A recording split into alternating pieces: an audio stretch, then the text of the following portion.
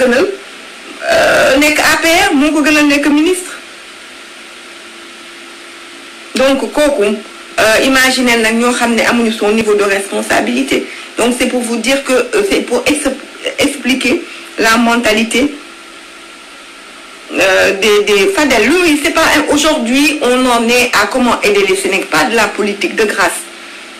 De grâce, pas de politique. L'heure est grave. Mbedd mi boo leen ci génne di ngeen jommi ñun ñi ngi continuer ñuy def nu suñu réew yi billaay bu fi duggee lu koy génne xanaa ñi ñaan rek ñu ñaan rek xalif yi ñaan continuer naan mais c'est très compliqué aujourd'hui de demander à des gens yoo xamante ni ñoom lu dul yàlla neen la sànq dama doon seetaan heure julli juma Touba j'avais des frissons li géej na ma daw sama yaram da doon daw bi ñuy jël sëriñ Muntaxa muy dugg si oh là là muy dugg si di jiiteel dafa wan ne yàlla rek la gëm moom leneen nekku fi lu dul yàlla loolu la gëm ni mu duggee di julli j'avais des frissons parce que loolu pour moom leneen mënu fi nekk ci kaw yàlla amul leneen yàlla fi ne moom la ñuy ñaan loolu parce que c'est un religieux mais si je pense que si dès le début Macky si boppam demoon na jël hélicoptère am wala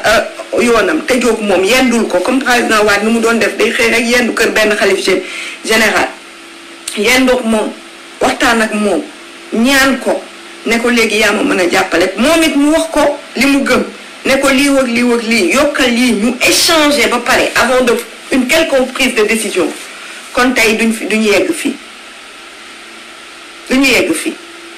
mais nag wax bi nañ ko bàyyi waxu ay tarixa lële nit ki mënul gis ni yow dindiwoo marché yaa ngi dox bus Tata yi alors là moi j'en suis malade hein. Quand je rentrais tout à l'heure j'étais malade complètement malade je me dis que moi je me confie j'essaie de gérer la situation mais dehors mais j'espère que épidémie bi du parce que ñun amuñu sax moyen xam combien de cas exact la ñu am puisque feebar bi dafa xaw a niroo palu nit ñi mën nañ grippe palu xamuñu parce que ils ne sont pas atteints lii ngeen leen di wax fii ci réseau ak seen communiqué Covid 1 Covid 2 ils n'en ont rien à cirer allez chercher les leaders politiques les chefs de parti et les khalifes généraux ngeen toog ngeen wax ak ñoom ñoo mën a wax li nit ñi dégg loolu mooy dëgg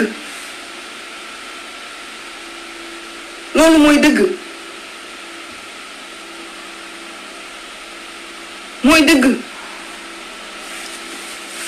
mais nii ma gis lii ñuy def yëpp dangay confiné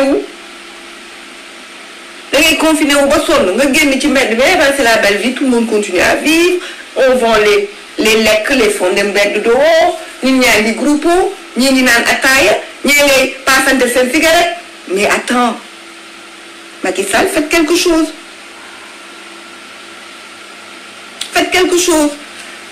tey nga seen kees bi man nag personnellement nit ñi am na ku doon tooñ ne maître Wade na cotiser ak kii ma ne ko ñun ma ne ko man de maître Wade bi duma ko laaj pour mu cotiser ndax fii ngeen ñëwoon yéen Macky Sall cotisation xaw ma fu muy dugal xaalis bi na jël fonds 8 milliards am mu def ko ci man nee naa ko abal fii la ñëw wax ñu def téléthon ci inondation yi premier man daal sa laa xam ne Macky Sall nii scandale la ñuy duggee dafa yegg si vous vous rappelez il a dit qu'il y avait les inondations que day dindi Sénat léegi bi mu waxee loolu ñu def fii téléthon man ndeysaan sama doom sax joxoon naa ko mu joxe ba léegi xamuñu fu xaalis bi jugu si la xaalis Serigne Cheikh Sidi Mokhtar yal nañu yàlla tas si barkeel ci la joxe woon 1 milliard da ngeen ko fàtte ba léegi kenn xamul fu 1 milliard ba dem ak ñun suñu xaalisu tonti xamuñu fu mu dem na génne fonds politique am Marème Faye lim xaalis boobu mu xawma la nañ ko génne joxe ko ñu xam nañ commencé jënd ay vivres nañ aider population yi les plus démunis renforcer par des trucs spéciaux je sais pas si c'est possible pour ceux qui les députés je sais pas si vous pourrez me renseigner des trucs spéciaux des donations spéciales pour les collectivités locales pour la prise en charge au niveau des communes des cas des gens les plus démunis ñu renforcer leen tuuti ci loolu jàppale leen état central jàppale leen etc. Donc voilà mais je pense que loolu laa doon wax ma ne ko président Wade bu mu fi joxe dara bàyyiwul Macky Sall na génne kii bi donc voilà ce que je voulais dire, utiliser les vrais relais parce que j'ai l'impression en rentrant que les gens n'ont pas compris. Ils sont complètement de ce qui se passe. Hein. Dehors, ils sont même pas au courant. Pendant que moi, qu'il y a un problème, hein, les gens continuent leurs activités, mais tranquillement. Parce qu'il n'y a pas de déclic. Donc, il faut ce déclic-là, parce que nous n'avons pas les moyens. Quand vous commencez à propager, nous faut koy waxé. Ay way fu ñuy fajé. Amuñu médecin yu doy, amuñu hôpitaux yu doy, amuñu lal yu doy, amuñu mais rien. Fu ñu jëm nañ ci télu juk circonscrire ko. Circonscrire rapidement feebar bi. Donc j'espère que li ma wax ak yéen neex na leen que juumuma su fekkee am na benn juumte bu ma def maa ngi baalu àq bu fekkee nag li ma wax juumte maanaam baax na yàlla suñu borom rek moo def loolu parce que j'ai essayé de parler pour sensibiliser en fait. J'ai essayé d'être très très terre à terre pour que le message passe et pour que l'appel que je fais, donc je fais 2 appels.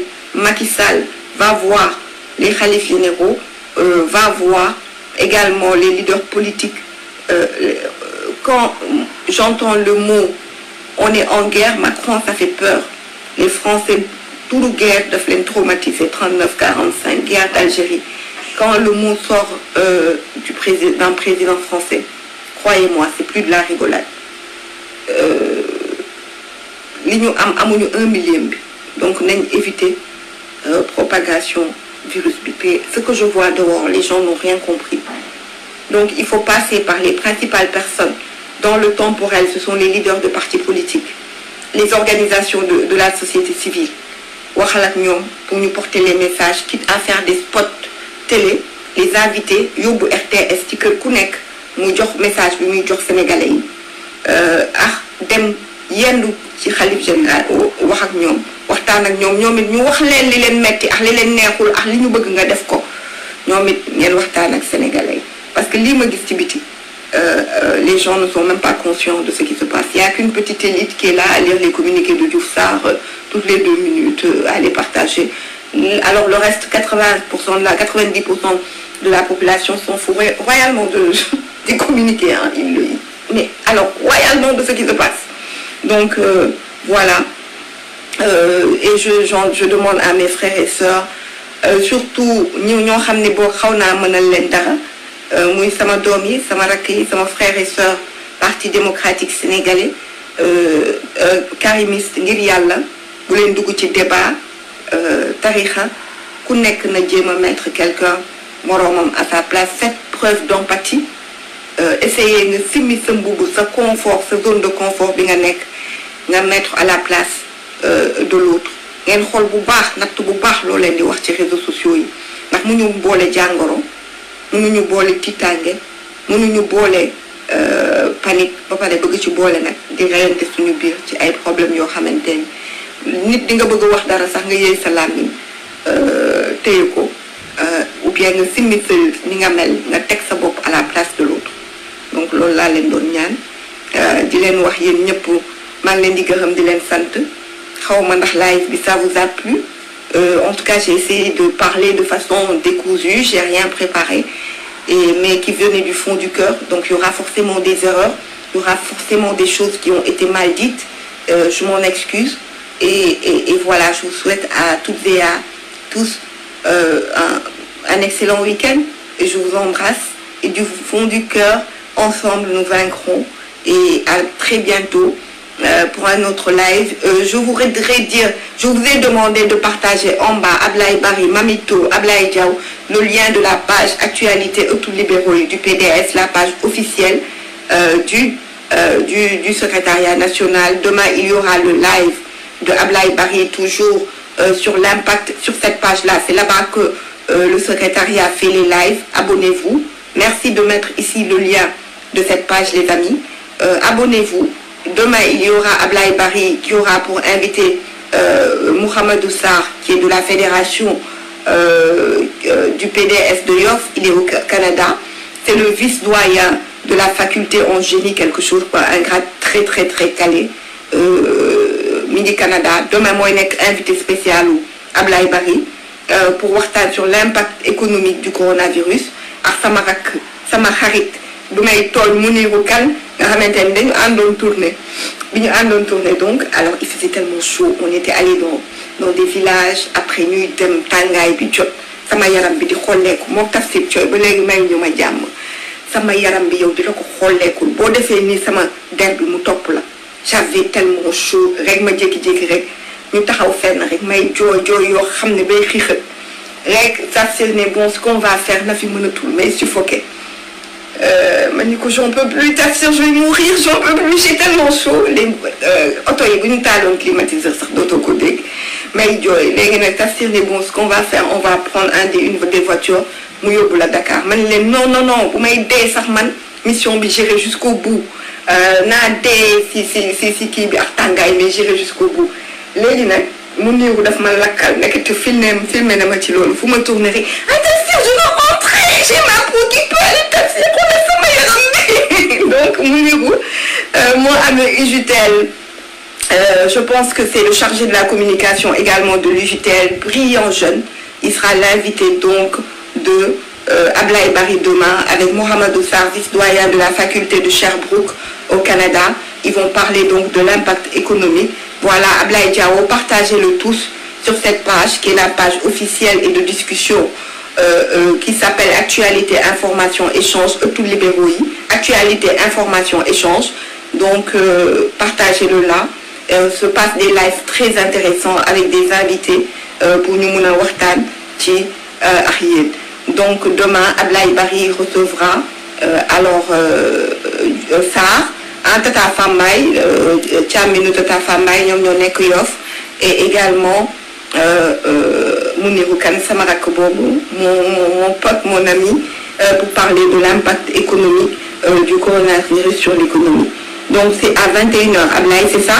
C'est à 21h. Tu peux partager ici et on partagera également le lien, ne le ratez surtout pas. Et excellente soirée à toutes et à tous.